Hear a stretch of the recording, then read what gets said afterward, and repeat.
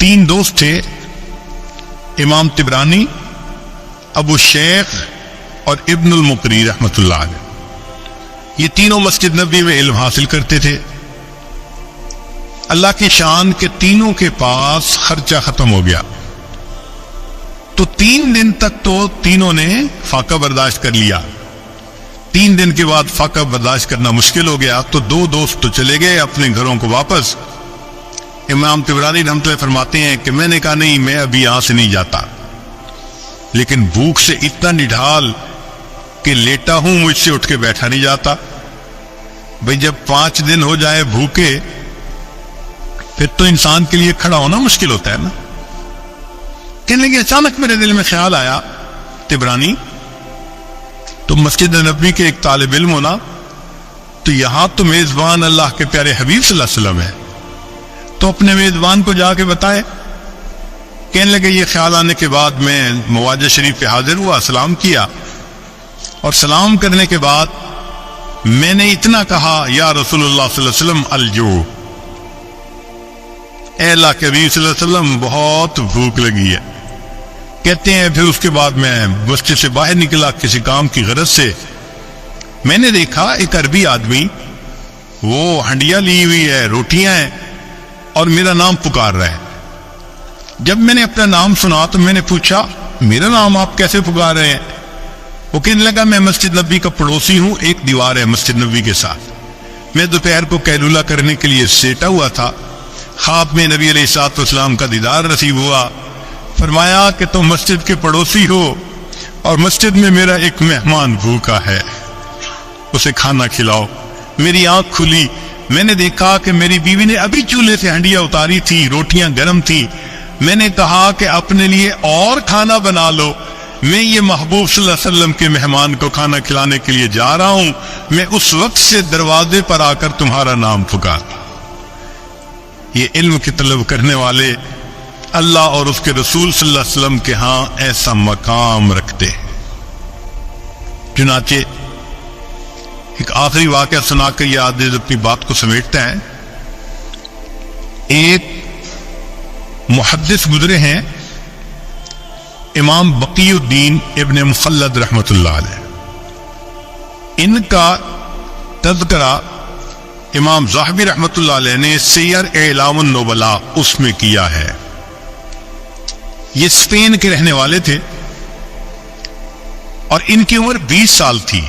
اب ذرا غور کیجئے کہ 20 سال کا نوجوان، اس میں تو دنیا کی تمنائیں، خواہشات، شہوتیں اتنی ہوتی ہیں کہ علم کی طلب اس کے اندر بہت کم ہوتی ہے، اور یہ علم کی طلب کے اندر ایسے ڈوبے ہوئے تھے کہ ہر قربانی کے لیے تیار۔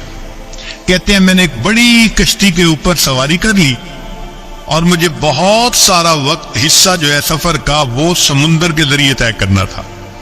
اللہ کی شان، ہماری کشتی وہ طوفان میں گر گئی، ہائی ٹائیڈ کے اندر گر گئی، اور جب ہائی ٹائیڈ کے اندر کشتی گر جائے تو ایسے لگتا ہے کہ ابھی الٹ جائے گی۔ ہم لوگوں کو بیماری ہو گئی، جو پیٹ میں تھا وہ سب ہم نے کہہ کر دی، طبیعت خراب، کچھ کھانے کو دل نہیں چاہتا، پھر ہمارے پاس پینے کو پانی بھی نہ رہا، تو ہم سمندر کا نمکین پانی پیتے تھے۔ پھر ایک وقت آیا کھانے کو بھی کچھ نہ رہا، ہمیں 1.5-2 مہینے وہاں طوفان نے گھیرے رکھا، ہم سفر نہیں کر سکے۔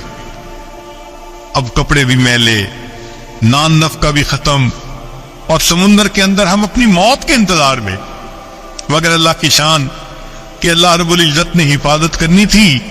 طوفان ختم ہوا اور ہمارا سفر شروع ہوا، اور ایک وقت آیا کہ ہماری کشتی کنارے لگی۔ میں نیچے اترا، اپنی گٹھری میں نے اپنے کندھے پر اٹھائی، سر پہ اٹھائی، اور میں نے سفر شروع کیا، اس لیے کہ مجھے کئی 100 میل کا سفر پیدل کرنا تھا۔ جانا کہاں تھا؟ بغداد جانا تھا، امام احمد بن حنبل رحمۃ اللہ علیہ سے حدیث پڑھنے کے لیے۔ یہ ان کے دل کی تمنا تھی۔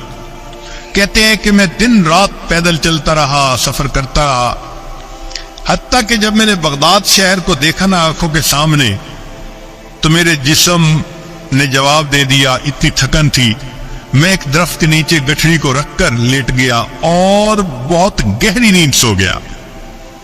جب سو کے اٹھا تو میں نے کہا کہ چلو میں شہر جاتا ہوں۔ تو میں نے راستے میں ایک بندے کو آتے ہوئے دیکھا۔ میں نے اس بندے کو سلام کر کے پوچھا کہ سناؤ امام احمد بن حنبل کا کیا حال ہے؟ اس نے کہا کیوں پوچھ رہے ہو؟ میں نے کہا میں اتنا دور سے سفر کر کے ان سے علم حاصل کرنے کے لیے آیا ہوں۔ اس بندے نے ٹھنڈی سانس لی، اے نوجوان تمہاری یہ خواہش پوری نہیں ہو سکے گی۔ کیوں؟ اس نے کہا کہ حاکم وقت امام احمد بن حنبل سے کسی وجہ سے ناراض ہو گیا ہے، اس نے ان کو گھر میں نظر بند کر دیا ہے، نہ کوئی بندہ ان سے مل سکتا ہے نہ وہ کسی بندے سے مل سکتے ہیں، تم تو علم حاصل نہیں کر سکو گے۔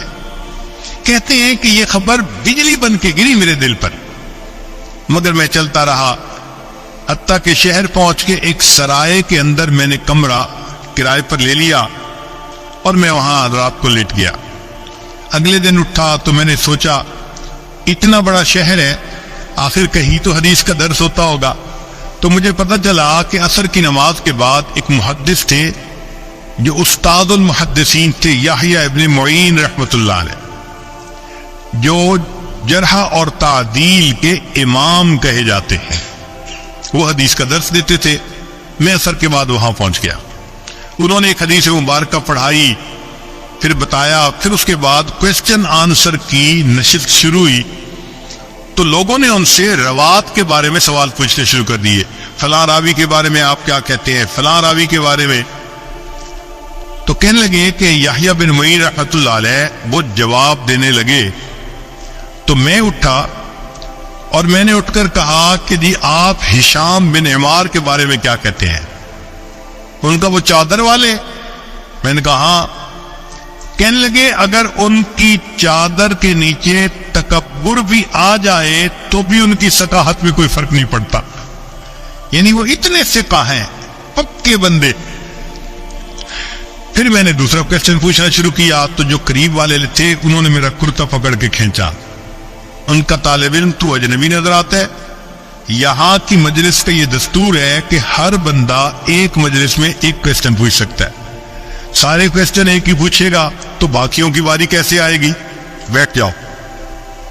کہنے لگے جب انہوں نے کہا بیٹھ جاؤ تو میں نے، مسکین چہرہ تو تھا ہی صحیح، ان کی منت سماجت شروع کر دی، میں نوارد ہوں، مجھے پتہ نہیں تھا، میں نے اصل کوسچن تو اب پوچھنا تھا، میں یہ کوسچن پہلے پوچھتا۔ لوگوں نے میری فریاد کو دیکھا تو ان کو ترس آ گیا، وہ کہنے لگے اچھا ایک کوسچن اور پوچھ سکتے ہو۔ کہتے ہیں کہ میں نے یحییٰ بن معین رحمۃ اللہ علیہ سے ایک کوسچن اور پوچھتا، اور وہ کوسچن کیا تھا؟ میں نے پوچھا کہ مجھے امام احمد بن حنبل کے بارے میں آپ بتائیے کہ آپ کیا کہتے ہیں۔ میرے سوال کو سن کر یحییٰ بن معین رحمۃ اللہ علیہ نے سر کو جھکا لیا، مجمع پہ سناٹا چھا گیا، پن ڈراپ سائلنس۔ لوگ حیران تھے کہ اس بندے نے ایسا کوسچن پوچھ لیا، اس کو نہیں پتا کہ حاکم وقت کے خطاب میں ہے وہ۔ تھوڑی دیر خاموشی رہی، بالآخر یحییٰ بن معین رحمۃ اللہ نے سر اٹھایا، ٹھنڈی سانس لی اور کہا کہ امام احمد بن حنبل امام المسلمین ہے۔ جب انہوں نے یہ الفاظ کہے کہ احمد بن حنبل امام المسلمین ہے تو میں نے دل میں اور پکا ارادہ کر لیا کہ میں نے ان سے حدیث پڑھنی ہے۔ جب درس ختم ہوا تو میں نے قریب کے ایک آدمی کو کہا کہ مجھے امام احمد بن حنبل کا گھر دکھا دیجئے۔ اس نے کہا بھائی نہیں، پولیس کو پتہ چل گیا تمہیں بھی سزا ملے گی، مجھے بھی ملے گی۔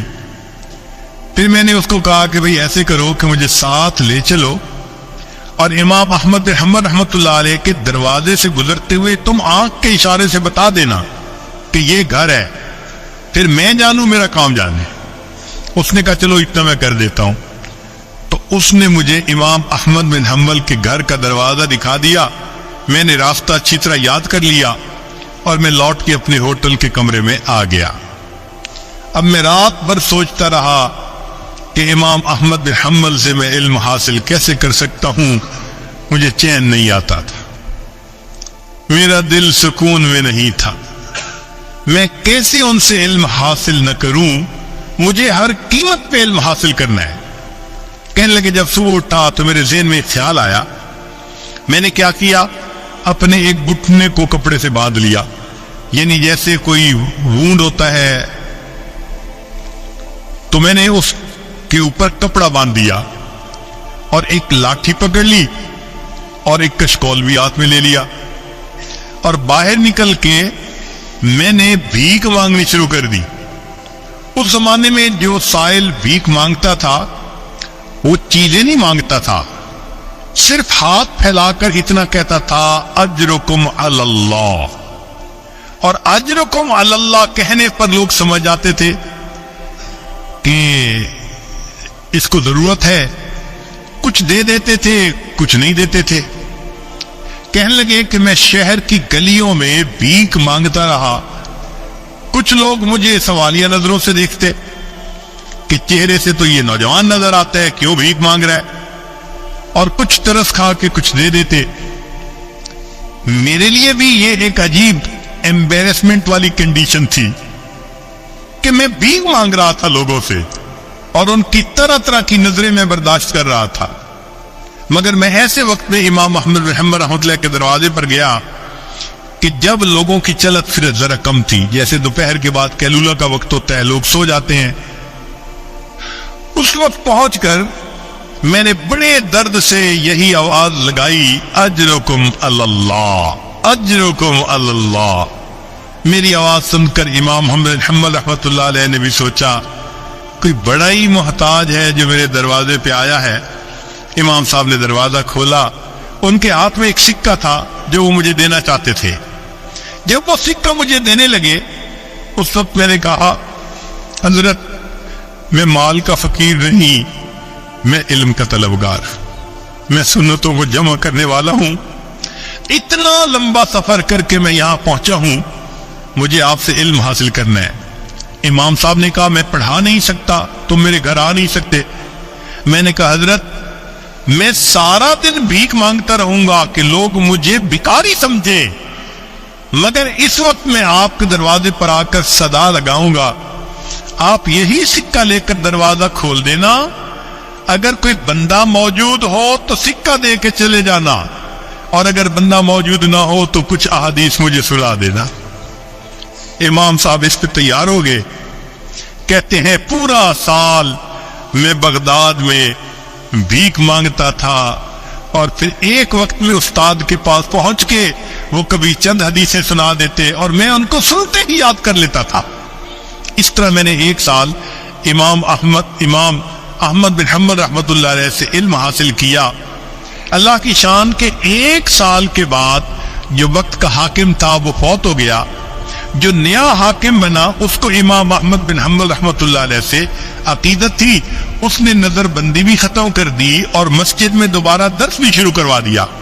جب پہلا دن امام صاحب نے درس دینا تھا تو جامع مسجد لوگوں سے کھچا کھچ بھری ہوئی تھی، میں بھی وہاں پہنچا مگر آگے جانے کی جگہ نہیں ملتی تھی۔